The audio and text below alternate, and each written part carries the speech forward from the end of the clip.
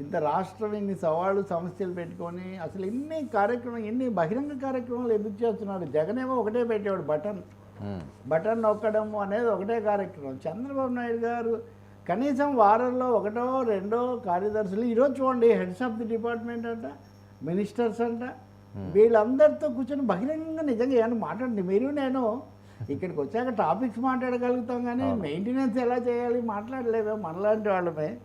ఇంకొక మాట ఆయనే అన్నారు, నేను 40 ఏళ్ళ రాజకీయాల్లో ఇలాంటిది మటుకు నేను జరపలేదంటే కొంత విచిత్రంగా కొంత ఒత్తిడికి గురవుతున్నారు ఆయన అనేది.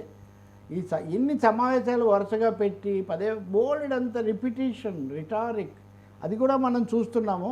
ఇంకా మూడోది ఆ సమస్య లేకుండా ఆయనే చెప్పేశారు, చాలా సవాళ్ళు ఎదుర్కొంటున్నాను, ఇప్పుడు వస్తున్నటువంటి బహుముఖ సవాళ్ళు నేను ఇదివరకు ఎప్పుడూ ఎదుర్కోలేదు అనే మాట కూడా ఆయన చెప్పారు. అందుకని ఈరోజు సమావేశం అనేది ఇదేదో కులాసాగా జరిగిందని నేను అనుకోవట్లేదు. ఒక విధమైన రాజకీయ ఒత్తిడి, పర్ఫార్మెన్స్ లేదనే ఒక అసంతృప్తి నుంచి బయటపడే ఒక ప్రయత్నంలాగా కూడా ఈ సమావేశం జరిగినట్టుగా ఉంది. ఈ సమావేశానికి ఇంకో ప్రత్యేకత ఏంటంటే పవన్ కళ్యాణ్ లేరు.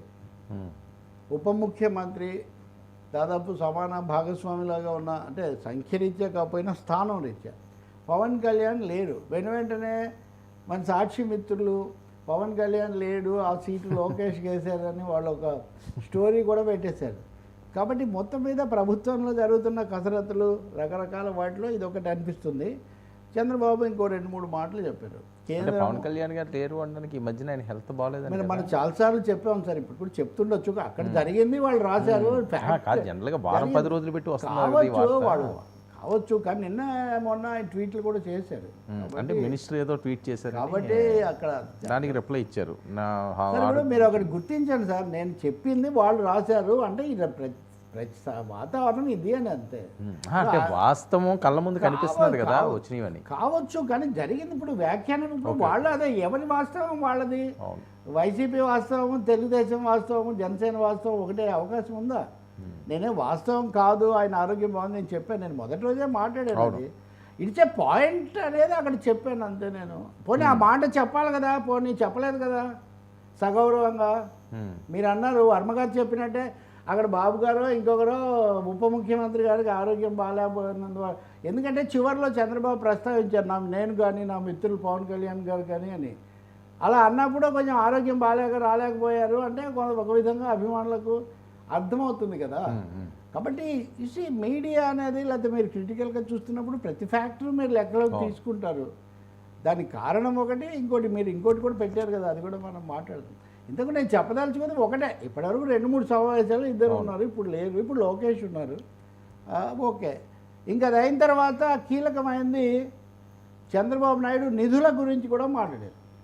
కేంద్ర ప్రభుత్వము ఏది వివక్ష లేకుండా ఇవ్వడము అది ఇది ఒకటి, కానీ మనకు రావాల్సినవన్నీ రాబట్టుకోవడానికి మనం ప్రత్యేకమైన ప్రయత్నాలు చేయాల్సి ఉంటుంది అనే ఒక మాట మరీ చెప్పారు.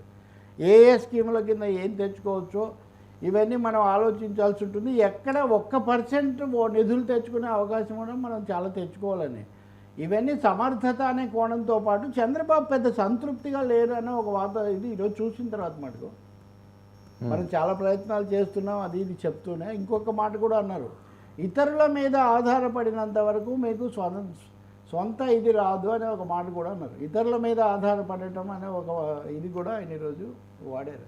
కాబట్టి సంకేతాలు ఉన్నాయి ఈ సమావేశం ఈ స్థాయిలో జరపడంలో, కానీ నిధులకు సంబంధించి కానీ సవాళ్ళకు సంబంధించి కానీ పాలనలో కాస్త ఒద్దిక ఇంకా పెరగాలి, ఏకీభావం కొహెషన్ పెరగాలని చెప్పడంలో కానీ Chandrababu is trying to convey message that there is pressure on the government, there is some kind of discontent, కొంత ఇంకా అందుకోలేకపోతున్నాము అనే ఒక అసంతృప్తి కూడా ఉందన్న అంశాన్ని ఆయన అందరి దృష్టికి తీసుకొచ్చి మీరందరూ కూడా పంచుకోండి అన్నారు. అన్నింటినీ మించి అసలు మొదటిసారి ఒక తరహా సమావేశం పెట్టాను అంటేనే అవసరం ఏర్పడింది అనేది కూడా ఆయన చెప్తున్నారు కదా.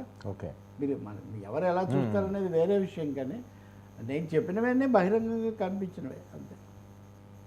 ఇంకా ఏమేమి బయటకు వస్తాయి సాయంత్రం. ఇదే సమయంలో నాకు ఒక very senior IAS officer phone చేశారు, వెరీ రిటైర్డ్ అనుకోండి ఆఫ్ కోర్స్.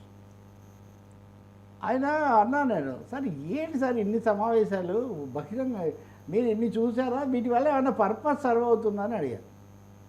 ఇలా బహిరంగంగా కెమెరాల ముందు హెడ్ ఆఫ్ ది డిపార్ట్మెంట్లు మంత్రులు కూర్చొని చేస్తే ఏం తేలదు సార్ ఇవి కేవలం ప్రజలకు ఒక దీనికోసం మేము పనిచేస్తున్నామని చెప్పడానికి కొంత ప్రమోషన్కు పనికి వస్తాయేమో కానీ కీలకమైన అంశాలు ఇదిగో ఆయన చెప్పే